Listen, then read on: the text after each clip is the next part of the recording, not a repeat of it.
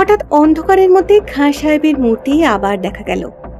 লোকটার যাওয়া আসা এমন নিঃশব্দ ও অদ্ভুত ধরনের, যেন মনে হয় অন্ধকারে ওর চেহারা মিলিয়ে গিয়েছিল, আবার ফুটে বেরোলো।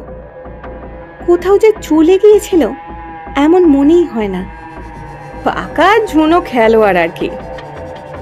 খাঁ সাহেব দৌড় খুলে ঘরে ঢুকলো। গঙ্গাধরকেও যখন পেছনে পেছনে আসতে বলল, তখন ভয়ে গঙ্গাধরের হাত পা ঝিমঝিম করছে, বুক ঢিপ ঢিপ করছে।